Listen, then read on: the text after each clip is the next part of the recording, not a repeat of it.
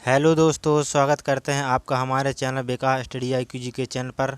आज हम आपको ब्लड ग्रुप और ब्लड वेसल्स के बारे में बताने वाले हैं। तो चलिए आज का वीडियो शुरू करते हैं।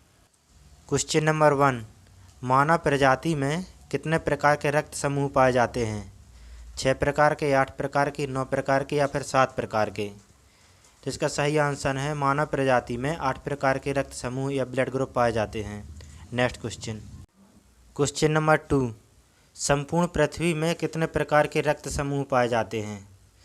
60 प्रकार के, 40 प्रकार के, 22 प्रकार के या फिर 55 प्रकार के? दोस्तों, मानव सहित संपूर्ण पृथ्वी में टोटल मिलाकर के 55 प्रकार के ब्लड ग्रुप पाए जाते हैं। इसका सही आंसर है option number D. Next question. Question number 3, रक्त समूह ए, बी और ओ की खोज किसने की थी? विलियम एडिसन ने, कार्ल लैंडस्टीनर ने या विलियम हार्वे ने या फिर एंटोमी ने की थी? तो इसका सही आंसर है ऑप्शन नंबर डी। ए, बी, ओ ब्लड ग्रुप की खोज जो की थी वो की थी कार्ल लैंडस्टीनर ने। क्वेश्चन नंबर 4, कार्ल लैंडस्टीनर ने ए, बी, ओ रक्त समूह की खोज कब की थी? 1901 में, 1948 में या फिर 1900 में या फिर 1765 में? कार्ल लैंडस्टीनर ने ABO ब्लड ग्रुप की खोज 1900 में की थी। Next question. Question number 5, Karl Landsteiner को नोबेल पुरस्कार कब मिला था? 1930 में, 1948 में, 1905 में या फिर 1706 में? दोस्तों, रक्त समूह ABO की खोज करने के बाद कार्ल लैंडस्टीनर को 1930 में नोबेल पुरस्कार मिला था। इसका सही आंसर है ऑप्शन नंबर ए। Next question. क्वेश्चन नंबर 6, रक्त समूह AB की खोज किसने की थी? विलियम हार्वे ने, ल्यूमेन हुक ने या डेक्स टेलो स्टैनली ने या फिर इनमें से कोई नहीं? तो दोस्तों, रक्त समूह AB की खोज डेक्स टेलो स्टैनली ने की थी। ऑप्शन नंबर बी सही आंसर है। Next question. क्वेश्चन नंबर 7, डेक्स टेलो स्टैनली ने AB रक्त समूह की खोज कब की थी? 1712 में, 1922 में, 1902 में या फिर 1908 में की थी? दोस्तों, डेक्स टेलो स्टैनली ने AB रक्त समूह की खोज 1902 में की थी। इसका सही आंसर है option number B. Next question. Question number 8, रक्त में प्रतिजन अर्थात एंटीजन देखना है तो किसे चेक करते हैं? WBC को, RBC को, प्लेटलेट्स को या फिर प्लाज्मा को? यदि ब्लड में देखना है कि एंटीजन है कि नहीं है तो अपन किसको चेक करते हैं? ऑप्शन नंबर बी मतलब RBC को चेक करते हैं। Next question. क्वेश्चन नंबर 9, यदि रक्त में प्रतिरक्षी अर्थात एंटीबॉडी देखना हो तो किसे चेक करते हैं?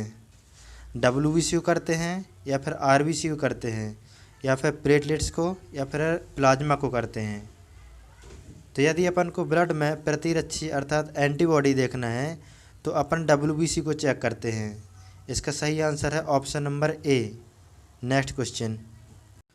क्वेश्चन नंबर 10, निम्न में से किस रक्त समूह में प्रतिजन अर्थात एंटीजन नहीं होता है? रक्त समूह O में, रक्त समूह B में, रक्त समूह A में, रक्त समूह AB में? तो इनमें से किस में एंटीजन नहीं होता है? तो इसका सही आंसर है ऑप्शन नंबर ए, रक्त समूह O में एंटीजन नहीं होते हैं।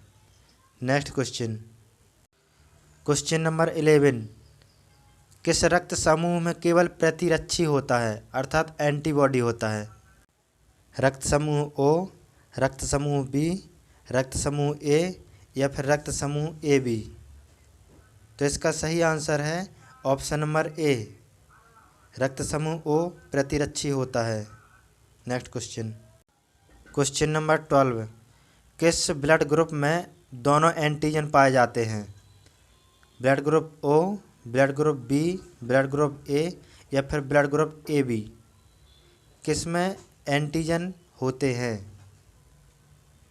तो इसका सही आंसर है option number D, blood group A B में दोनों एंटीजन होते हैं।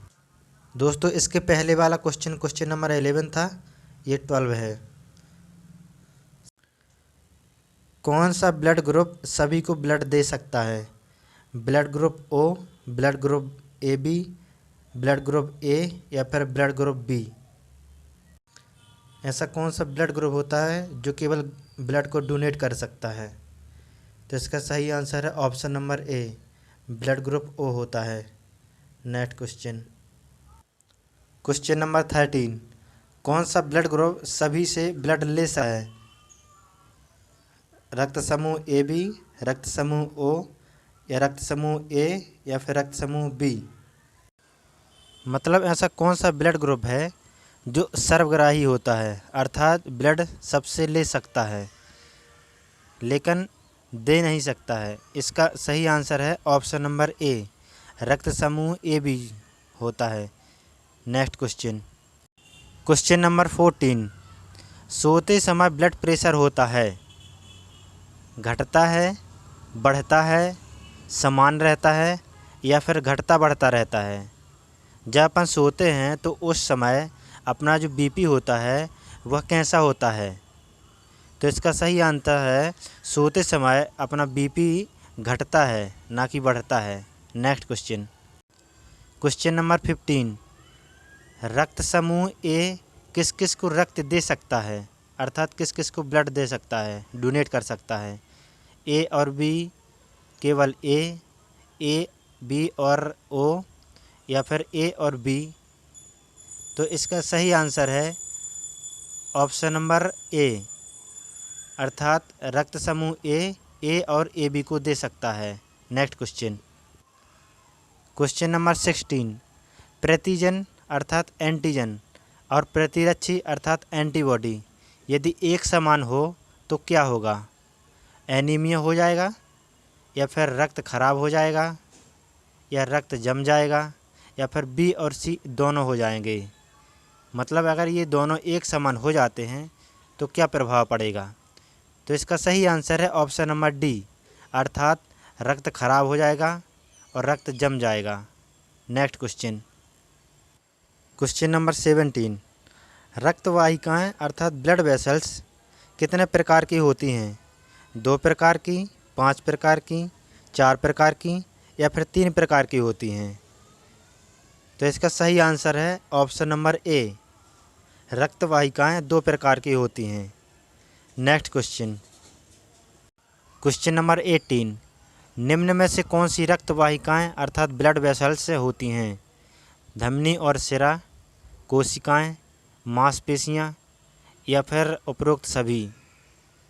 ब्लड वेसल्स इनमें से कौन सी होती हैं?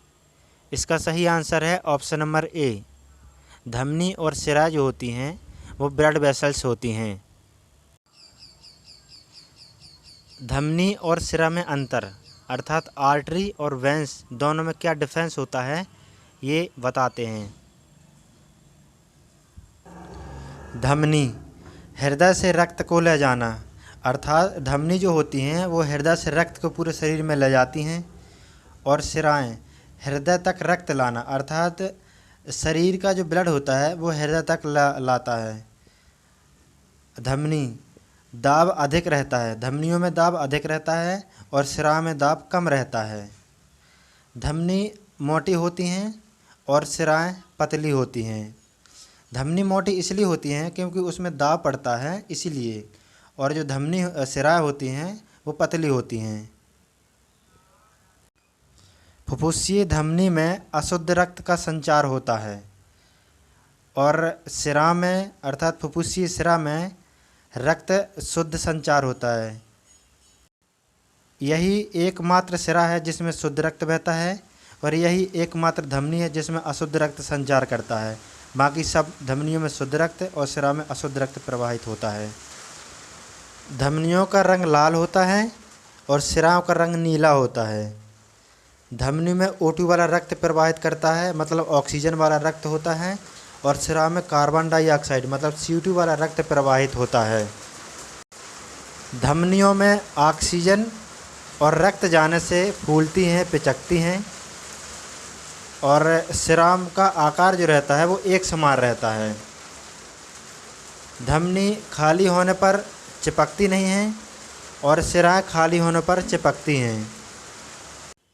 वीडियो अच्छी लगे तो वीडियो को लाइक करें, कमेंट करें और हमारे चैनल को सब्सक्राइब करें। मिलते हैं अगले वीडियो में।